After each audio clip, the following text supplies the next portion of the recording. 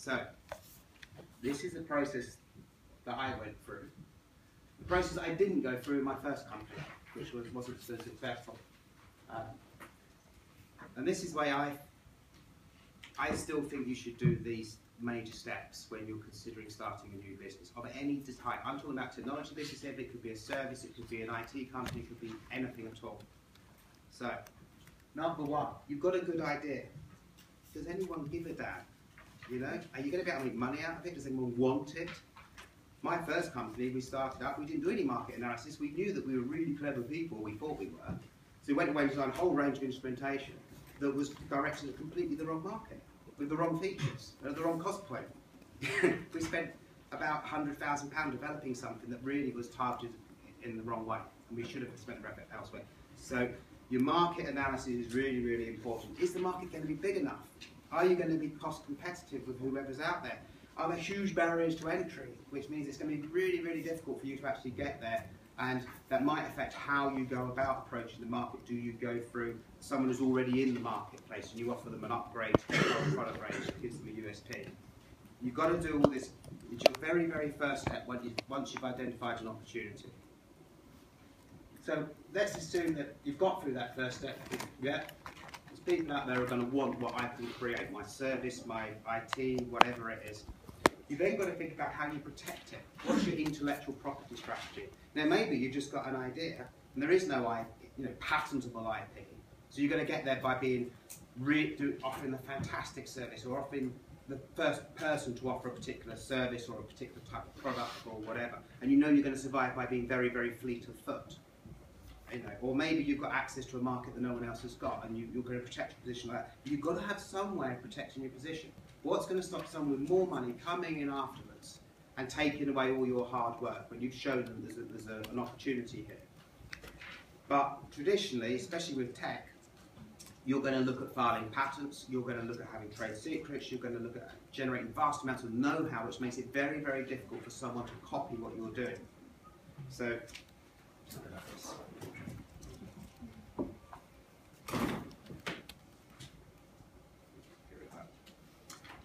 So you've got to think about that, and most people think of patenting, but patenting is really, really expensive, and it's super, super complex. So you've got to work out if you are going to go down the patenting route, and I have always gone down the patenting route, what patents are most important, at what rate are you going to prosecute the patents? Are you going to go really, really fast and try and get a patent granted very quickly so you can get revenues from it, or you're going to it's important to secure your position and then make it go very, very slowly so you don't expend much money to enable you to create value in the business. So you need to think about it. You need to get a very good patent attorney. I've learned now the hard way. You use the best. If you're going to go down the patent route, you use the best patent attorney you can possibly get your hands on. It's the cheapest way. It's expensive in the start-off point, but you spend a fortune later on if you file a lot of IP with a patent attorney who's not as good as he could be, because you end up having to fill in the holes and the mistakes that they've made, and filing more and more patents, which cost a lot of money. So if you can, really, really top patent attorney will charge maybe almost twice as much as the cheapest, but they're often maybe 5 times the value. So you make the choice. But anyway, we've come up with an IP strategy. We know we've got a good idea. How are we going to make money? What's our business model? So by business model, I mean, are you going to provide a service? Are you going to license some technology? Are you going to form a manufacturing business and make whatever it is? Are you going to form a joint venture and partner with people? Are you going to get subcontracted to a low-cost manufacturing area like Eastern Europe or Asia, China, whatever? And then you've got to go through all your numbers. If you are going to go to some subcontract manufacturing, is there enough margin in it to make the business viable? You know, you've got to offset all your R&D costs, all your what price will the customer pay for it, and you've got to go through all of this working out, yeah, actually, do you know what? I've got people who want to buy it, I've got a way of making it or delivering my service, whatever it is, and this is the way that I'm going to make my money. Is it going to be from some IT and some advertising technique? Is it going to be by creating a huge user base which someone's then going to buy off you? What is it? but you need some idea about how to monetize all your efforts. And once you've done that, how are you going to implement them? You need your business plan. Now, business plans historically used to be quite large documents, big 100-page documents people used to do. These days, I just do a PowerPoint presentation. There's a few slides so I can get away with. I do the financials thoroughly, but then I just work out on a few slides. These are the steps that I'm going to take to implement my business. Keep it simple. You're probably going to need at some point to raise money of somewhere. They don't want to read through vast amounts of data. You need to know it. You need to know it in your head or written down somewhere else. But on the business plan, you want it clear and succinct, the steps that you're going to take in order to generate value in your business. Keep it simple. And you should be, I'm sure you've been taught everything that you need to have in a business plan, competitive analysis and all that sort of stuff, which should all be there. So you've got a plan, you know how you're going to make money, you know you've got a good idea, you know how to protect it. We're just about to start incorporating our company at this point. You need to think about branding really carefully.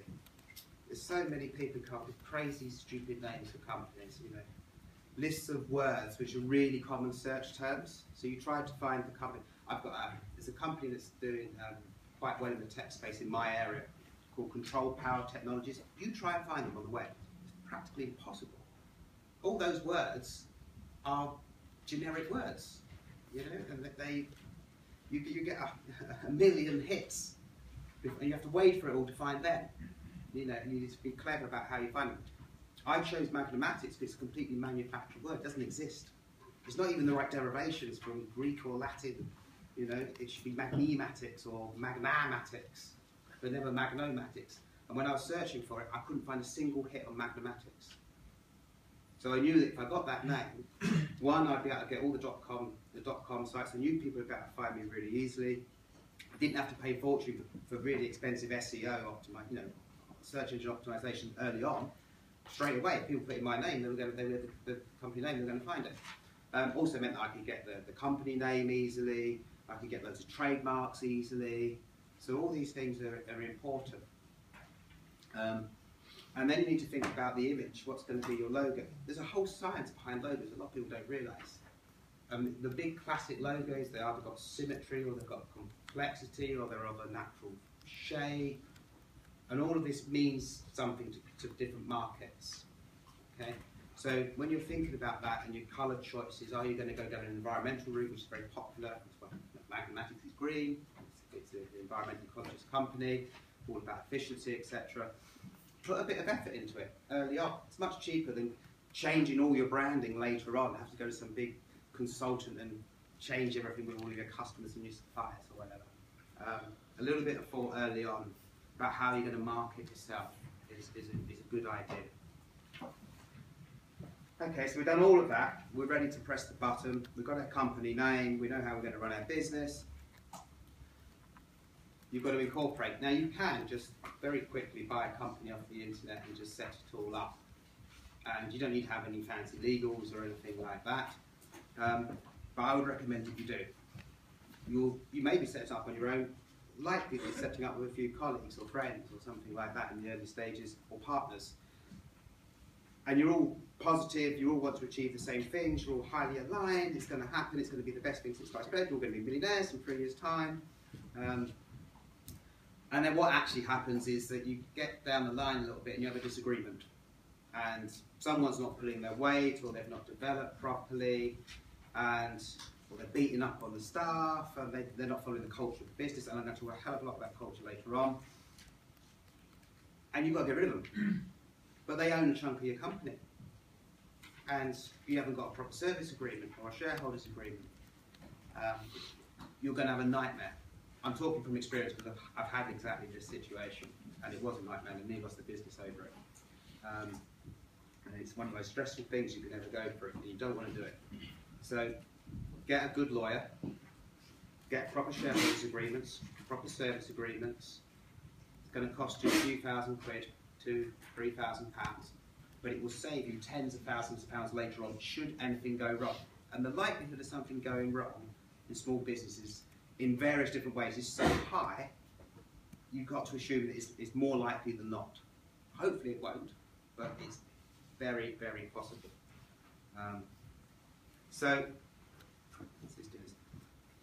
So once you've got your company formed, you then got to go about however from your business plan. It should tell you how you're going to start the business up.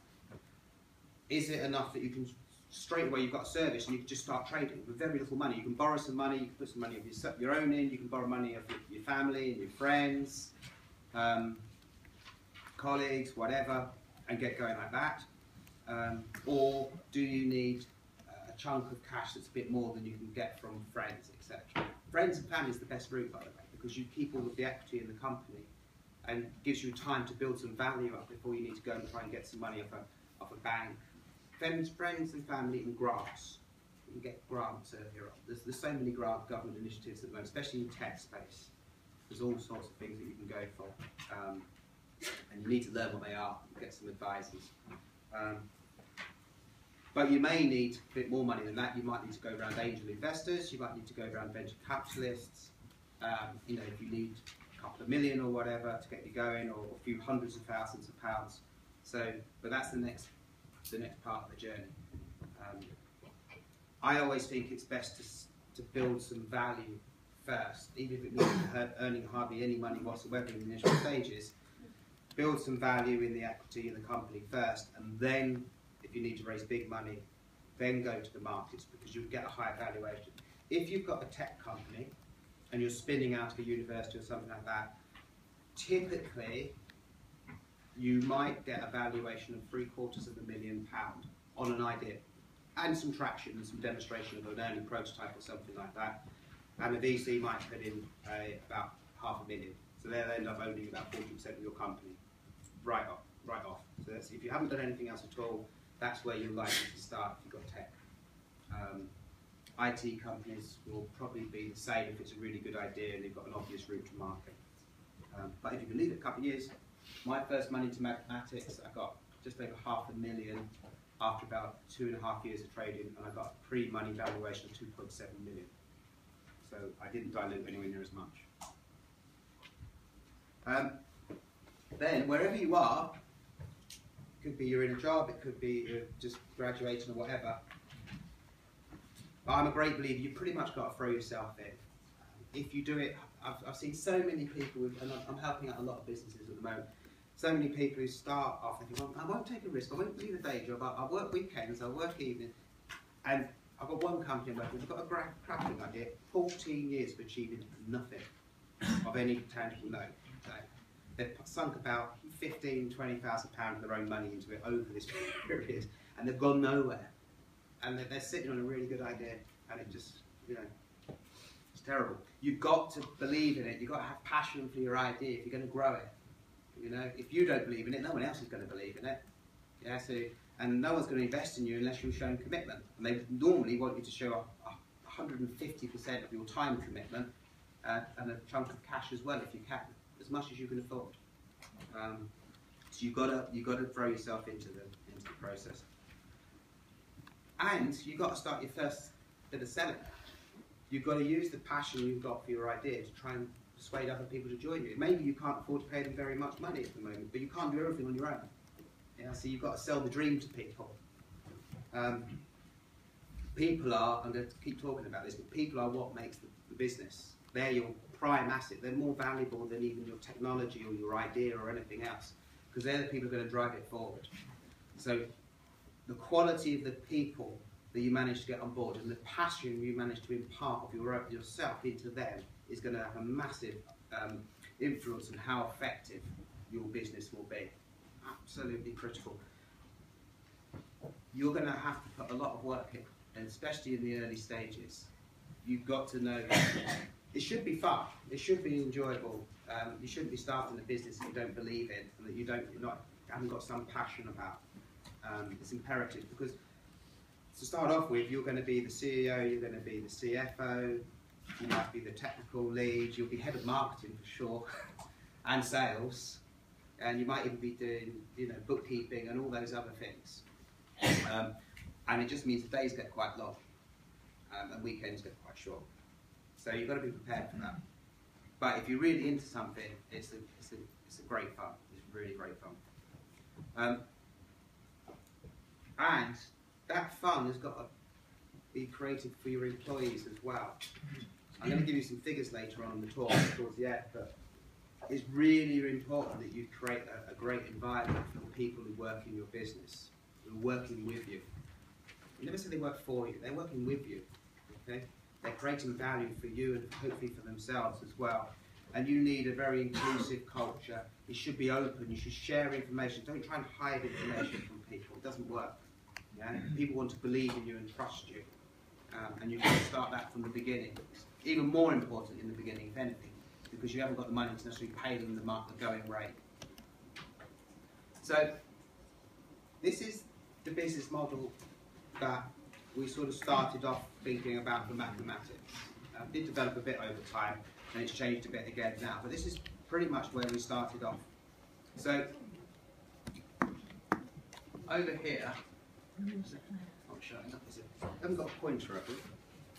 I don't know if there's one in. Oh, I know. This part here, we started off by generating some value from basically the brain power of the people and the reputation of the people in the company. So they were all top academics, they'd all got international reputations, and I was able to market their capabilities to various OEMs in lots of different sectors. And it gave us a revenue stream. It wasn't really helping us develop our product. I was just hiring them out, basically. But it got us some early revenue, and it meant that we didn't dilute very much in the early stages. We were able to be self-sufficient. And all that money we piled into this, into research and development and developing our product. Now in the business, it's nearly 9 years old or whatever now. We've virtually stopped doing this. The only money we'll take off people is if it's developing products of our own, and we take money off people to develop product for them. And the idea was that we start developing products, and those products, if it's very, very niche, because we're applicable to lots of markets, we would manufacture it in-house. And you'll see magnomatics. If you go down the Parkway, on the left as you're going out of town, you'll see a big electronic scoreboard type, advertising display. And on the left of that is magnomatics, and we've got a factory there where we use prototypes and low volume manufacturing. For anything that's going to medium volume, by medium volume I mean hundreds and low thousands, maybe low tens of thousands, we always plan to subcontract that out. So to what's known as a tier 1 supplier or something like that. In that case, we would hold the contract with the customer. We would say, please make us 3,000, whatever it is. They would make them for us, and we would then sell them to the customer, and then we make our margin on that sale. Anything really big, because we were working in automotive and some very large machines for the marine sector and wind energy sector as well. That was always going to be a license or a joint venture with a major partner. There's just too much capital required in setting up the manufacturing, and it's too specialised to do it any other way than to license it to an end user. But it'd be different for every company. You've got to work out roughly what your route to market is for yourself. But that was ours. You should always have a unique selling point of some sort. There's something why people want to buy whatever it is off of you rather than off anybody else. And you need to work on that and actually finding out what it is, because what you'll find is your unique selling point is often not what you think it is at the beginning. It takes a little while, because what you've got to really do is get you to understand your target market. I don't hold much store by all these big reports from the Frost and Sullivan reports of market size or anything like that. It's also generic. The data is always out of date, and it doesn't give you the detail that you really need. What actually influences a customer's buying decision? So what I always do, and I'm right in the middle of the process right now, is ring people up, go and visit them, find out what the customer wants, and then you can find out what is unique about your product, which means that they're going to buy it rather than buy whatever's already out there. So in our case, we saw that there was many electromechanical systems out there, so electric motors driving mechanical items. It could be a wind turbine or a car or a train or a plane or whatever, and a lot of them used gearboxes. They had a very fastly spinning motor and they had a gearbox which made whatever the output was go that much slower. And the problem with gearboxes is, well, the benefit of it was that they reduced the size of the electrical machine and they make it a cheaper system, but they gave a very high lifetime cost. They broke down. You need to put oil in them, you need to maintain them. For us, we could take away that mechanical gearbox, so the thing that requires constant maintenance would just disappear from the system, and we'd increase reliability, we'd be more efficient, which goes on their green ticket. We'd eliminate the chance of oil leaks. Even the oil and gas industry is absolutely paranoid about oil leaks, bizarrely enough. It would be quieter, it would be less vibration, all these benefits, and we learned what benefits were most important for particular markets. So then you've got to look at one thing you'll find with a lot of, certainly technology, is that there's loads of different things you can use it for. You don't know where to put it. It could be solving problems in different territories, in different markets, different applications of